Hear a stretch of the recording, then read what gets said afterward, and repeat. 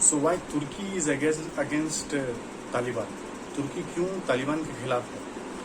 इसका socio political economical reason बहुत सारा हो सकता है, आप बहुत सारा अंदाजा लगा सकते हैं, मगर एक इमोशनल रीजन है जो मैं आपको बताता हूँ। अभी इस्लामिक जो दुनिया है, इस्लामिक दुनिया में एक लीडर की कमी।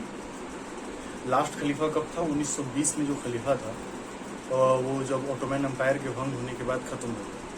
तो अभी जो इस्लामिक वर्ल्ड है उसमें एक एनार्की है, कोई किसी को फॉलो नहीं करता या किसी को फॉलो करने के लिए किसी के पास ठोस रीजन नहीं है।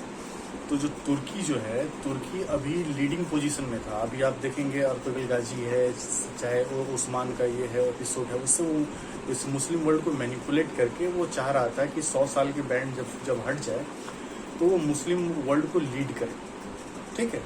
लेकिन अभी क्या हो गया? तालिबान आ गया। तो तालिबान आने से ही तुर्की का एक और रिप्रेजेंटेटिव, एक कॉम्पिटिटर पैदा हो गया। इस्लामिक वर्ल्ड को लीड करने वाला एक और कॉम्पिटिटर पैदा हो गया जो कि है तालिबान। तुर्की हाईजैक करना चाह रहा था मुस्लिम वर्ल्ड को, मुस्लिम वर्ल्ड के माइंड को हाईजैक करना चाह रहा था इमोशनली, मगर तालिबान के आने के बाद ये मुस्लिम वर्ल्ड फिर दो भाग में डिवाइड हो जाएगा। कैसे, मैं आपको बताता हूँ। क्योंकि हदीस का कुछ दावा है कि जो भी मुसलमान है वो जानते हैं कि आखिरत का जो बिलीफ है, आखिरत के बिलीफ में ये है कि एक सेना निकलेगी जो मेहदी अलैहिस्सलाम, पहले मेहदी अलैहिस्सलाम आएंगे और जीसस जो है ईसा अलैहिस्सलाम आएंगे।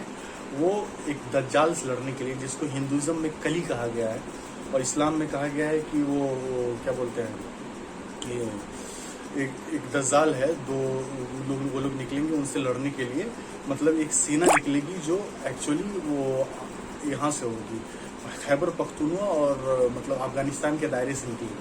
तो तालिबान का एक मुस्लिम राष्ट्र घोषित करना एक तरह से एक इमोशनल और क्या बोलते हैं, एक लिखित तौर पे एक बहुत बड़ा उसका इम्पोर्टेंस बढ़ जाता है तालिबान का। एक अफगानिस्तान का एज अ मुस्लिम स्टेट उसका एक ये बढ़ जाता है, वर्चस्व बढ़ जाता है मुस्लिम वर्ल्ड में। तो यहाँ जो तुर्की जो ओवरटेक करना चाह रहा था मुस्लिम वर्ल्ड के माइंड को, वो उसका जो मनसा था वो अब यहाँ पे आपका तालिबान पे आ गया है, जिसके वजह से तुर्की बौखलाया हुआ है कि वो तालिबान अब उसके मुस्लिम वर्ल्ड के माइंड को टेक ओवर कर लेगा। और क्यों कर लेगा मैं बता दूं। तुर्की हालांकि रिपब्लिकन स्टेट है, मगर ज़्यादातर जो मुस्लिम माइंड है ना वो सुन्नी है, और सुन्नी में ट्रेडिशनल मुस्लिम लोग ज़्यादा हैं जो मॉडर्नाइजेशन को पसंद नहीं करते। तो तालिबान जो है वो ट्रेडिशनल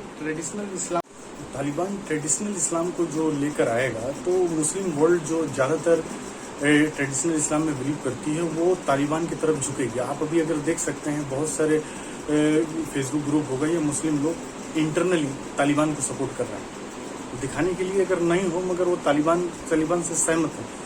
क्योंकि एक तो उनको लिखित तौर पे वो मिल गया आखिरत वाली बात कि वहाँ से एक सेना निकलेगी जो मेहदी अलैहिस्सलाम के मदद करेगी, और दूसरी बात एक ट्रेडिशनल बिलीफ, वो एकदम exact word to word transition पे बिलीव करता है तालिबान कि इससे ज़्यादा नहीं, इससे कम नहीं। तो वो वाली जो मेंटालिटी है तालिबान की, वो ज़्यादातर मुस्लिम वर्ल्ड को क्या करते हैं, वो पॉलिश करती है, मुस्लिम वर्ल्ड के माइंड को पॉलिश करती है कि नहीं, ये एकदम कुरान और हदीस के दायरे वाले लोग हैं, जरा भी मॉडर्नाइजेशन पे बिलीव नहीं करते हैं। तो यहाँ पे तुर्की का वर्चस्व खत्म हो रहा है। इसीलिए just because of this reason मेरे हिसाब से तुर्की इज अगेंस्ट तालिबान। आपके हिसाब से क्या लगता है? आप कमेंट बॉक्स में बता सकते हैं।